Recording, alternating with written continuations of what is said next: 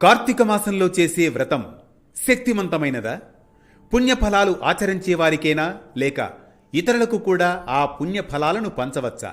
ఒక సద్బ్రాహ్మణుడు అనుకోక చేసిన పుణ్యకార్యం ఒక ప్రేతాత్మకు ఎలా విమోచనమిచ్చిందో తెలియజేసే అనగనగాలోని నేటి కథనమే పుణ్యజల స్పర్శతో తరించిన ప్రేతాత్మ జన్మం, దశరథ కైకేయి శ్రీరామ జన్మ రహస్యం.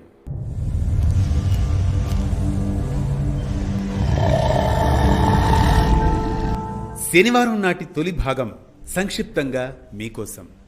సహ్యాద్రి సమీపంలో కరవీరపురంలో ధర్మదత్తుడు అనే సద్బ్రాహ్మణుడు హరినామ జపంతో నిమగ్నుడై ఉండేవాడు.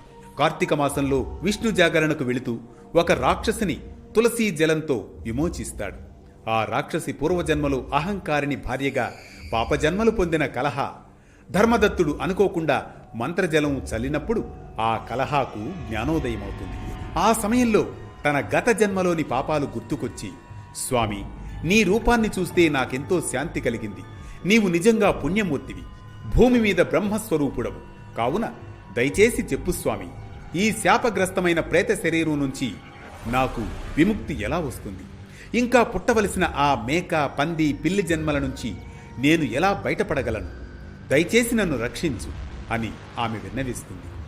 ఆ కలహ రాక్షసి మాటలు విన్న ధర్మదత్తుడు సానుభూతితో ఇలా చెబుతాడు: ఓ కలహ, వ్రతాలు, దానాలు, తీర్థ స్నానాలు ఇవన్నీ మన పాపాలను తుడిచివేస్తాయి. కానీ నీకిప్పుడు ప్రేత శరీరం ఉన్నందున ఆ పుణ్యకార్యాలు చేసేందుకు నీకు అధికారమే లేదు. అంతేకాదు, నీవు అనుభవించవలసిన 3 జన్మల ఫలాలు చిన్న చిన్న పుణ్యాలతో తొలగిపోవని తెలుసుకో. అందుకే నేను చేయగలిగింది ఒక్కటే. నేను చిన్నప్పటి నుంచి ఎంతో భక్తితో ఆచరిస్తున్న కార్తీక వ్రతం ఉంది కదా, ఆ వ్రత పుణ్యంలో సగభాగాన్ని నీకు దారభోస్తాను. దాంతో నీ పాపాలు నశించి ముక్తి పొందుదు అని అంటాడు. అలా చెప్పి వెంటనే ధర్మదత్తుడు ద్వాదశాక్షరి మంత్రాన్ని జపిస్తూ తులసి కలిగిన పవిత్ర జలంతో ఆమెపై అభిషేకిస్తాడు. తన కార్తీక వ్రత పుణ్యాన్ని ఆమెకు అర్పిస్తాడు. అలా పుణ్యం అందుకున్న వెంటనే కలహ శరీరం ఒక్కసారిగా మారిపోతుంది. ఆ ప్రేతరూపం అంతా మాయమైపోయి ఆమె దివ్య రూపిణిగా లక్ష్మీ ప్రభతో మెరిసే రూపంలో వెలుగొందుతుంది. ఆ ఆనందంలో తడిసి ముద్దైన కలహ ధర్మదత్తుని ఎదుట చేతులు జోడించి కన్నీళ్లతో కృతజ్ఞతలు చెబుతుంది. అంతలోని ఆకాశం నుండి ఒక దివ్య విమానం దిగుతుంది. అందులో విష్ణు స్వరూపమైన సుశీలుడు, పుణ్యశీలుడు ఉంటారు.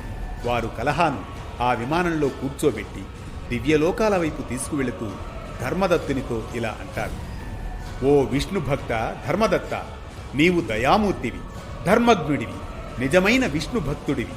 దీనురాలైన ఆ కలహ కోసం నీ కార్తీక వ్రత పుణ్యాన్ని అర్పించడం నిజంగా ఒక లోకోత్తరమైన త్యాగం.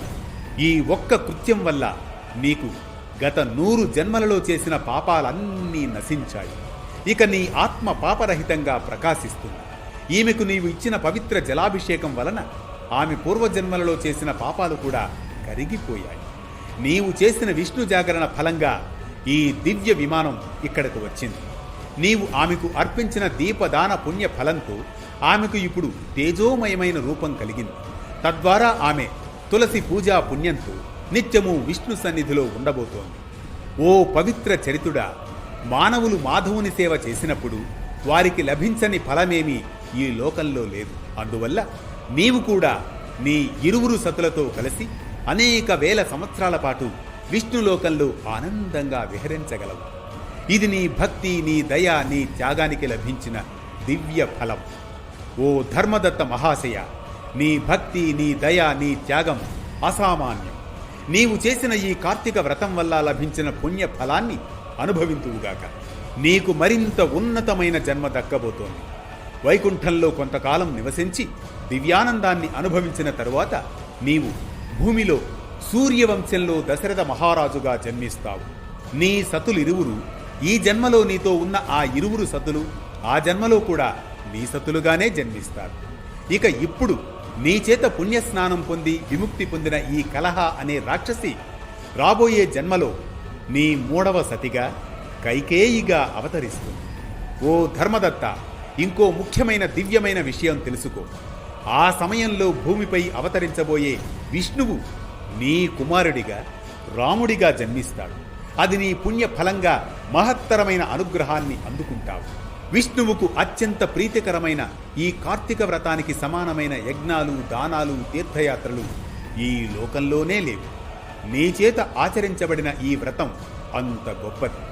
కలహాను ఉద్ధరించాలని నీవు చేసిన సంకల్పం నెరవేరింది. ఇప్పుడు నీకు ఏ దుఃఖమూ ఉండదు. నీ భక్తి, నీ దయ, నీ కార్తీక సేవ మానవుల్లో ఆదర్శంగా నిలుస్తాయి అని విష్ణుదూతలు ధర్మదత్తునికి వరమిచ్చి ఆశీర్వదిస్తారు. విష్ణుదూతలు చెప్పిన ఆ దివ్య వరం గురించి విన్నాక ధర్మదత్తుడు ఆకాశాన్నే చూస్తూ నిశ్చేష్టుడైపోతాడు. అతని హృదయం ఆనందంతో నిండిపోతుంది. కళ్లల్లో భక్తి కన్నీరు ఉబికి వస్తాయి. తరువాత ఆయన చేతులు జోడించి విష్ణుగణాలకు సాష్టాంగ నమస్కారాలు చేస్తాడు.